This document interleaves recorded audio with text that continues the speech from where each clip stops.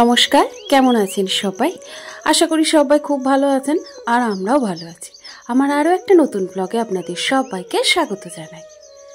সকাল সকাল উঠে বাসি কাজকর্ম সেরে একদম রেডি হয়ে নিয়েছি। আর এখন রান্নাঘরে প্রথম কাজটাই থাকে, কারণ সোনার তো পরীক্ষা চলছে, ওই জন্য আগে রান্নার দিকটা একটু সামলে নিয়ে তারপরে ওকে স্কুলে দিয়ে আসা, নিয়ে আসা, বাজার বাইরের সমস্ত কাজ যেহেতু আমাকে একা হাতেই সামলাতে হয়, তো যে কারণে আমার আগে মনে হচ্ছে যেন এই কদিন আমি রান্নাটা যদি আগে একটু সেরে নিই তাহলে ভালো হয়। তো ওই যে রান্নাঘরে বাসনগুলো একটু গুছিয়ে নিলাম, কারণ আমার তো ওই যে গামলাটা একটু ছোট, তা গামলার মধ্যে দ্বিতীয়বার বাসন রাখতে গেলে না বড্ড অসুবিধা হয়, তাই আগে ওটা গুছিয়ে নিয়ে টেবিলটা মুছে নিচ্ছি। কারণ কালকে রাত্রিবেলায় ভাই একটু লেট করেই খেয়েছে, অন্যান্য দিন আমাদের সাথেই খায় আবার লেটেও খায়, তো কালকে অনেকটাই লেট হয়ে গেছিলো, ওই জন্য শুয়ে পড়েছিলাম, কিন্তু তখন আর কিছুই করা হয়েছিল না। তাই ওর খাওয়ার বাসনগুলো এখন মাজবো আর টেবিলটাও মুছবো। এদিকে একটু চাও বসিয়ে দিয়েছি।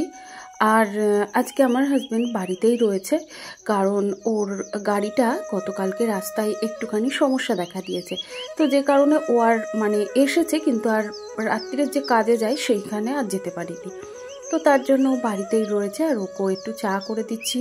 আর ও বাড়িতে থাকলেই অনেকবার চা হয় জানেন, আমার শ্বশুরমশাই আর সোনার বাবা, এরা দুজন মানুষ আর কি সকালবেলায় এতবার চা খায়, 3 থেকে 4 বার।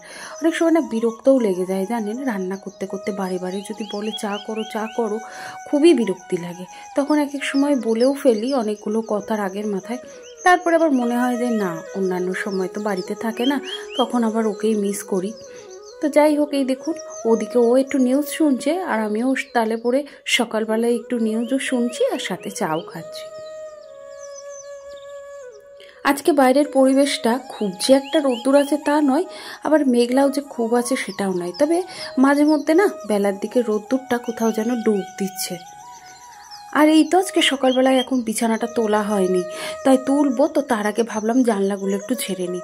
আমি এগুলো একদিন অন্তর অন্তর করি জানেন। এই যে জানলায় আমাদের তো নেট দেওয়া রয়েছে, কারণ পাশের বাড়ি দেখতেই পাচ্ছেন কি পরিমাণ জঙ্গল আর ভীষণ পোকামাকড়ের অত্যাচার, ভীষণ সাপের অত্যাচার, তো তার জন্যে আমি এইভাবে নেট দিয়ে রাখতে হয়। কারণ বুঝতেই তো পাচ্ছেন বাড়িতে গরমকালে ধরেন জানলা টানলা খুলি, যদিও আমার শাশুড়ি মা একটু ভীতু মানুষ, জানলা খুলতেই চান না, সেটা শীত হোক গরম হোক বর্ষা হোক, তারা আর কি এইভাবে 12 মাস জানলা বন্ধ করে থাকে।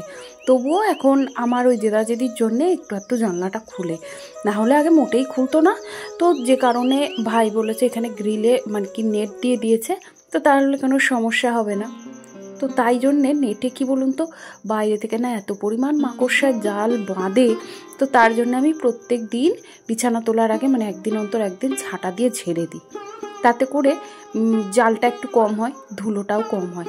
আর সব সময় তো বাড়ির পেছন দিকটায় গিয়ে পরিষ্কার করা হয় না। আর এই দেখুন বারান্দায় প্রচুর জামা কাপড় ঝোলাঝুলি করছে, আগে এগুলোকে তুলে নিয়ে চলুন ঘরে রাখি, না হলে বড্ড বিরক্তি লাগে জানেন, চোখের সামনে যদি এই জিনিসপত্র আর কি ঝোলে। মেয়ের স্কুল ড্রেসটাও এখানে রয়েছে, ওকেও এগুলো একটু গুছিয়ে দেবো, ও যাবে পরীক্ষা দিতে। আর সোনাকে অনেকক্ষণ ডেকে দিয়েছি, ও প্রায় রাত 4:30 অবধি আর কি পড়েছে ভোরবেলায়, তো তারপরে জোর করেই একরকম শুইয়েছিলাম জানেন, না হলে যদি পরীক্ষার সময় ঘুম পেয়ে যায়, তো তার কারণে একটু শুইয়েছিলাম। তবে আবার 7:30 নাগাদ ডেকে দিয়েছি, মধ্যে 2-1 ঘন্টা একটু রেস্ট নিল, এবার আবার পড়তে বসেছে, কারণ 11টা থেকে পরীক্ষা, তার মধ্যেখানে দিয়ে আসতে হয়। যদিও স্কুলটা আমাদের বাড়ির পাশে, তাই এক রক্ষে জানেন, দূরে হলে আবার এই একটা সমস্যা হতো, আবার সেই টোটো করে যাওয়া। ওর যত বন্ধু বান্ধবীরা রয়েছে ছোট থেকে একসাথে যারা প্রাইমারি স্কুলে পড়তো, তারা সবাই হাই স্ট্রিটের স্কুলে বসেছে, কিন্তু আর একেই শুধু আমি বাড়ির দৌড়ে ভর্তি করতে হয়েছে, কারণ অনেক রকম সমস্যা আছে জানেন। কারণ এই যে আমাকে একা হাতে ধরুন সব কিছু সামলাতে হয়, তার মধ্যে মেয়ের স্কুল, পড়া, হাজব্যান্ডের কাজ, তার খাবার দেওয়া, বাড়িতে 2জন বয়স্ক মানুষ, তারা ধরুন কখনো হেল্প করে আবার কখনো পারে না। যদি হেল্প করে সেটা আমার কাছে একটা বোনাস, না করলেও কোনো অসুবিধা নেই। তো এই সবের মধ্যে ওর বাবা আমাকে বারণ করলো যে বাইরের স্কুলে ভর্তি করতে, কারণ বাইরের স্কুলে ভর্তি করলে ওই নিয়ে আসা দিয়ে আসাটা আমাকেই করতে হবে, আর আমার বাড়ির থেকে কখনোই ওকে একা একা ছাড়াটা, রাস্তায় একা বেরোনোটা পছন্দ করে না। তো যে কারণে যাই হোক এইভাবেই আর কি এতগুলো বছর চলে যাচ্ছে, আর মাত্র একটা বছর, তারপরে ইচ্ছে রয়েছে কি হবে জানি না, মাধ্যমিকের রেজাল্ট আপনারা আশীর্বাদ করবেন, ও যেন জীবনে নিজে পায়ে দাঁড়াতে পারে, যেন মানুষ হতে পারে, আর সব থেকে বড় কথা সব থেকে ভালো মনের মানুষ হতে পারে, এইটুকুই ওর ইচ্ছে। আমারও ইচ্ছে যে জীবনের দাঁড়াক, এটাই মা হয়ে চাই।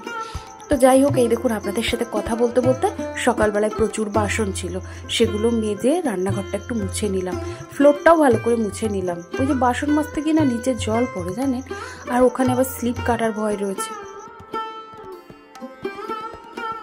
কথা বলতে বলতে আর কাজ করতে করতে কখন যে 9টা বেজে গেছে বুঝতেই পারিনি।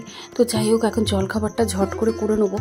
ভাতের হাঁড়িতে চাল জল একবারে রেডি করে রেখেছিলাম, তাই ওপাশে বসিয়ে দিয়েছি।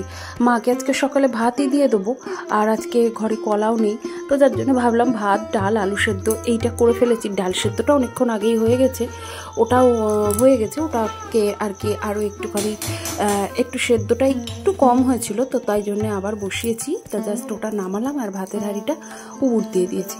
আর এদিকে এই যে ওর পাশে মেয়ের জলখাবার, বাবার জন্য রুটি হয়ে গেছে, বাবা তো ইয়ে দিয়ে খাবে, মিষ্টি দিয়ে আর চা দিয়ে খাবে, তাই ওদিকে বাবাকেও একটু কফি দিয়ে দেবো। আর এদিকে আমার সোনার কিছুদিন ইচ্ছে হয়েছে কোয়াটার পাউরুটিগুলো, তো সেটাই আর কি দুটো সেঁকে নিচ্ছি। জোর করে খাওয়াতে হয় জানেন, মোটেই খেতে চায় না। তো ওই যে ওকে একটু কফি দিয়ে দিলাম, আর তার সাথে পাউরুটি। তবে এতগুলো পাউরুটিও খাবে না, ওর মধ্যে থেকে আমিও খাবো। আর ওদিকে বাবাকেও খেতে দিয়ে দিচ্ছি, আর মাকেও দিয়ে দেবো, সব একসাথেই দিয়ে দেবো। আর সোনাকে আমাকেই খাইয়ে দিতে হবে, কারণ কি বলুন তো, এই পড়তে পড়তে বারে বারে বলছে উঠে পড়তে, তো এখনও পড়েই যাচ্ছে। তো যাই হোক, ওকে একটু খাইয়ে দিই চলুন তাহলে। আর ওদিকে মাকে আর বাবাকেও খেতে দিয়ে দিই, কারণ 9টা প্রায় 10-15 হয়ে গেছে। আসলে কি বলুন তো, আমাদের বাড়িতে না বিভিন্ন রকমের জলখাবার করতে হয়। একটা জলখাবার করলে যে সবাই খাবে সেটা হয় না। মা খাবে ভাত ডাল সেদ্ধ আলু সেদ্ধ, বাবা খাবে রুটি, বাবার আবার পাউরুটি খুব একটা পছন্দ না, আমার সোনা আবার ভাত রুটি কোনোটাই পছন্দ না তাকে আবার এই টাইপের খাবার দিতে হবে। তাকে বিভিন্ন দিন বিভিন্ন ধরনের খাবার দিলে সে খুব খুশি। তো এই সব মিলিয়ে তালগোল পাকিয়ে যায় জানেন, সকালবেলাটা খুবই ব্যস্ততার মধ্যে দিয়ে কাটে। আমি জানি আপনাদেরও হয়তো এরকমই হয়, তাই না? আর এই দেখুন স্কুলের ড্রেস চশমা রুমাল সমস্ত কিছু রেডি করে দিলাম। আর এই দেখুন আমার মেয়েটা এখনও পড়ে যাচ্ছে, তাই ওকে ওই যে পাশে একটু ধরে বেঁধে খাইয়ে দিয়েছি। তবে কফিটা বললো রেখে দাও, একটু পরে খাচ্ছি। চলুন তাহলে। এবার এই দেখুন জোর করে আর কি ও গেছে স্নানে, তো ওদিকে স্নানটা সারুক, গরম জল করে দিয়ে এসছি। আর এ পাশে বিছানাটা গুছিয়ে নিচ্ছি, আজকে চাদরটা চেঞ্জ করলাম, তাই কোনো রকমে ফ্যানটা মুছেছি, খাটের স্ট্যান্ডগুলো মুছেছি, আর ঘরটা একটু ঝেড়ে নিয়েছি। তো সেটা আর ক্যামেরাবন্দি করতে পারলাম না জানেন, কারণ পরীক্ষার টাইম হয়ে যাচ্ছে, আর এই ক্যামেরা নিয়ে ঘোরাফেরা করতে গেলে মিনিমাম আধ ঘন্টা সময় লেগে যাবে। তো তার জন্য আর দেখানো হলো না, তবে নেক্সট দিন চেষ্টা করবো আপনাদের সাথে শেয়ার করার। তো এই দেখুন বিছানার চাদরটা চেঞ্জ করে দিয়েছি, বইয়ের টেবিলটা একটু গুছিয়ে রাখি। আর এরই মধ্যে এই ঘরটা ঝাড় দেওয়া হয়নি, কারণ ওই দিককার ঘরগুলো আমি সবই ঝাড় দিয়েছিলাম, তবে এই ঘরেও পড়ছিল বলে আমি আর ডিস্টার্ব করিনি। আর এই যে মানে ফ্যানটা, এই ঘরের ফ্যানটা যে কী পরিমাণ ধুলো হয়, এটা আপনাদের না দেখালে হয়তো আপনারা বুঝতে পারবেন না। ভীষণ ধুলো হয়। আচ্ছা কেন বলুন তো, ওই ঘরগুলোতে এত ধুলো হয় না, এটা কেন এত ধুলো হয়? সপ্তাহে একদিন করে মুছি, তাও ফ্যান। জানি না জানেন, আমার মাথাতেই ঢোকে না যে এই ঘরে এত ধুলো কোথার থেকে আসে। যাই হোক, ঘর দোর পরিষ্কার করে নিলাম, মোছাটা পরেই মুছবো। আর এরই মধ্যে সোনাকে দিতেও চলে গেছি, দিয়ে বাড়ি এসে এই তো অনেকটাই লেট হয়ে গেছে, এবার রান্নাটা বসিয়ে দিয়েছি। আজকে আবার সোনার বাবা বলে গেছে কলাইয়ের ডাল খাবে ছিম বেগুন দিয়ে, আর সাথে করতে হবে পালং শীষ চচ্চড়ি। তাই আসার পথে বাজারটাও সেরে এনেছিলাম, তো তার জন্যে আর একটু তাড়াতাড়ির মধ্যে ছিলাম, অনেকটাই লেট হয়ে গেছে জানেন। আর শীতের দিনের বেলা তো কখন যে বেলা চলে যায় নিজেই বুঝতে পারি না। এই যে একটু আদা মৌরি বেটে আর মৌরি শুকনো লঙ্কা ফোড়ন দিয়ে ডালটা বসিয়ে দিয়েছি।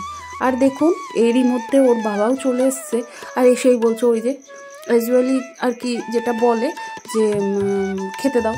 তো আমি বললাম একটু দাঁড়াও আধ ঘন্টা, কারণ রান্নাটা একটু বাকি আছে, ডালটা হয়ে গেছে আর পালং শীষ চচ্চড়িটাও একটু ভাপাতে দিয়েছি, জাস্ট ওটাকে ফোড়ন দিতে বাকি রয়েছে।